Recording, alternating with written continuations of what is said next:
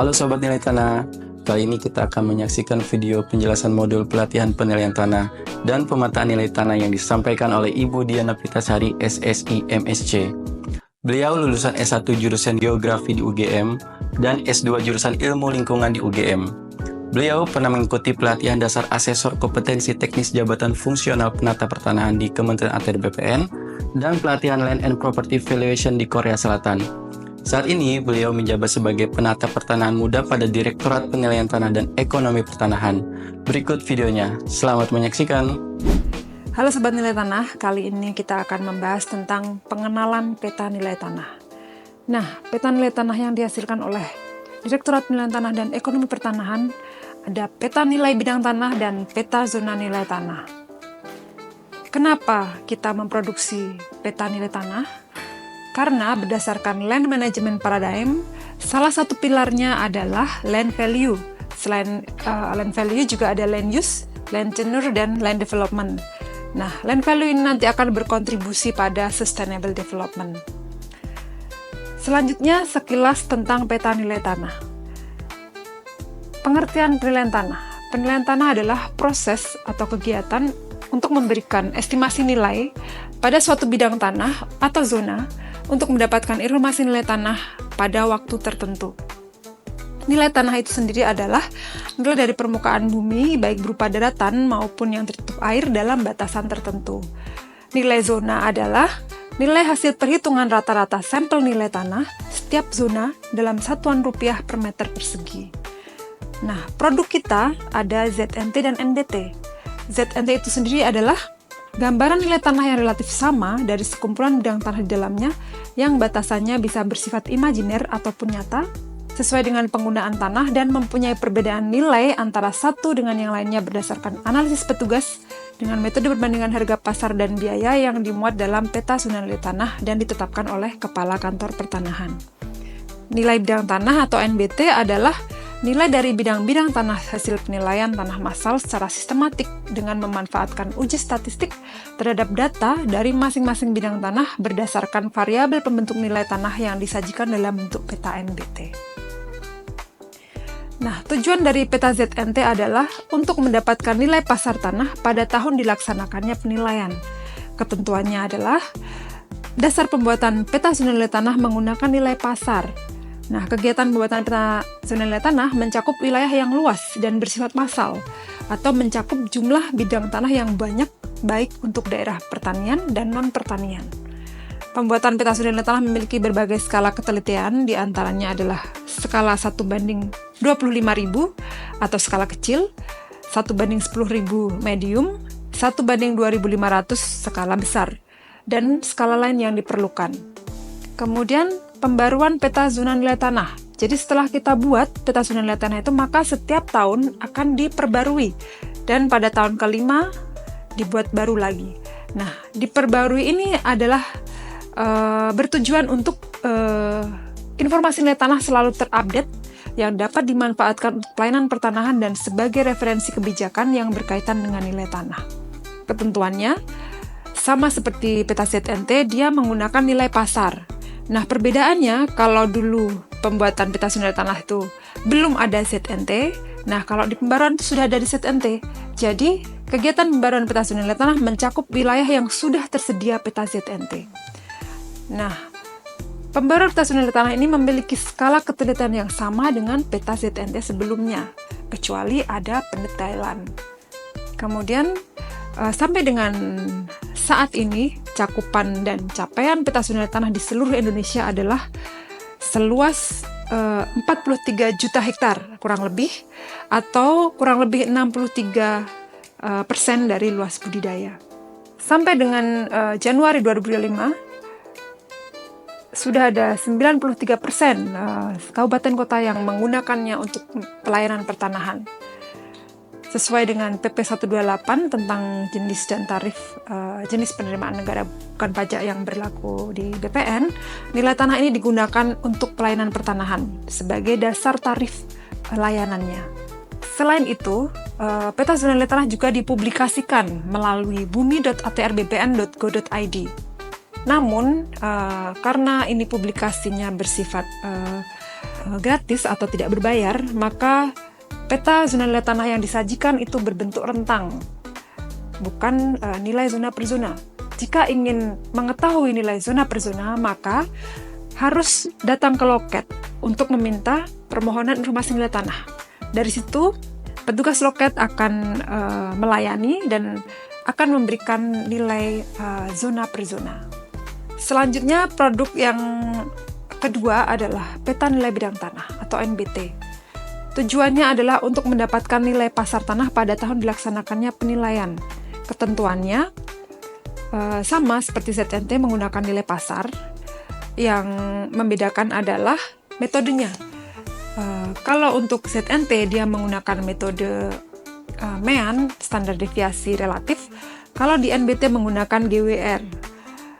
Nah, kegiatan pembuatan peta nilai bidang tanah mencakup wilayah yang luas dan bersifat massal atau mencakup jumlah bidang tanah yang banyak juga. Namun bedanya, kalau ZNT itu bentuknya zona, kalau NBT itu bidang per bidang. Nah, peta bidang tanah yang tersedia untuk dibuat peta NBT adalah sebesar 85% lengkap. Setelah ada peta NBT, maka setiap tahun juga harus diperbarui peta NBT tersebut. Tujuannya adalah agar informasi nilai tanah selalu terupdate dan dapat dimanfaatkan untuk pelayanan pertanahan dan sebagai referensi kebijakan yang berkaitan dengan nilai tanah. Ketentuannya, dasar pembaruan peta nilai bidang tanah menggunakan nilai pasar. Pembaruan peta nilai bidang tanah mencakup wilayah yang sudah tersedia peta NBT. Pembaruan peta nilai bidang tanah memerlukan peta bidang tanah terbaru. Mungkin sekilas tentang produk-produk peta nilai tanah yang ada di Direktorat Penilaian Tanah dan Ekonomi Pertanahan. Terima kasih, semoga bermanfaat.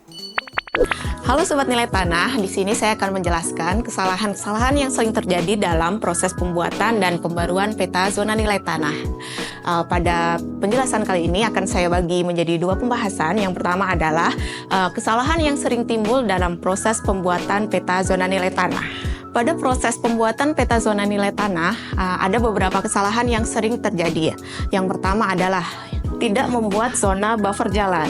Seperti yang kita ketahui, untuk membuat zona awal dalam proses pembuatan peta zona nilai tanah, kita diwajibkan untuk membuat zona buffer jalan.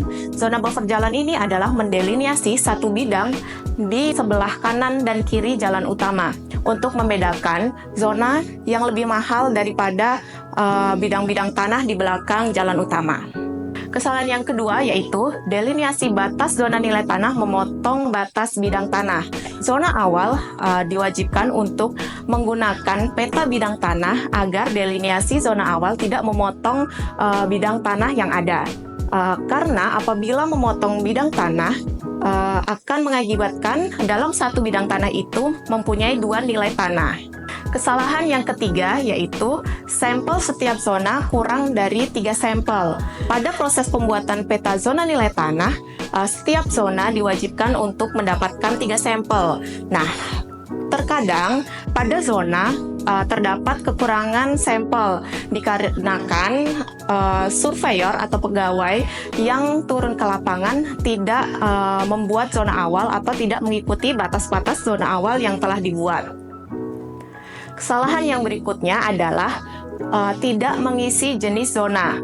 Nah, jenis zona ini berfungsi untuk proses selanjutnya pada proses pembaruan peta zona nilai tanah.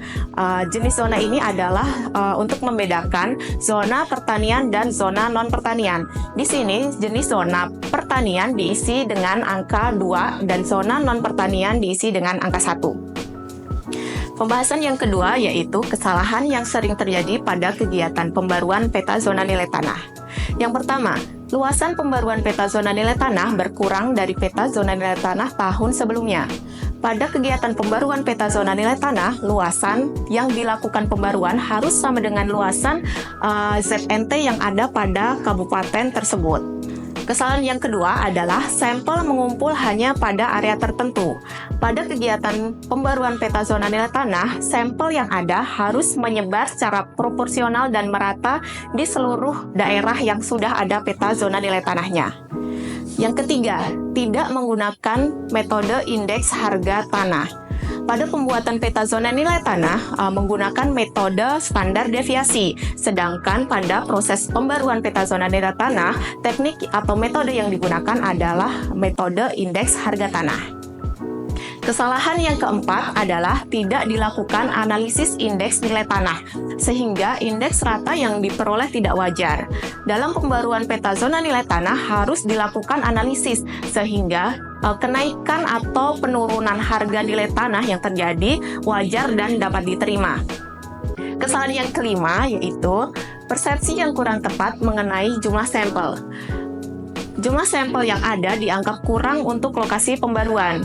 Pada proses pembaruan peta zona nilai tanah, sampel yang didapat tidak sama dengan pada proses pembuatan zona nilai tanah. Pada proses pembaruan peta zona nilai tanah ini, sampel yang ada hanya digunakan untuk membuat indeks pada zona nilai tanah. Pembahasan selanjutnya adalah kesalahan-kesalahan yang sering terjadi pada proses pembuatan maupun pembaruan peta zona nilai tanah. Yang pertama, tanggal penilaian belum disesuaikan. Contohnya, untuk pembuatan ataupun pembaruan pada tahun 2025, tanggal penilaian harus disesuaikan menjadi tanggal 31 Desember tahun 2025. Apabila tahun tidak disesuaikan, maka hasil yang didapat tidak representatif. Kesalahan yang kedua adalah tahun renovasi pada sampel bangunan tidak diisi.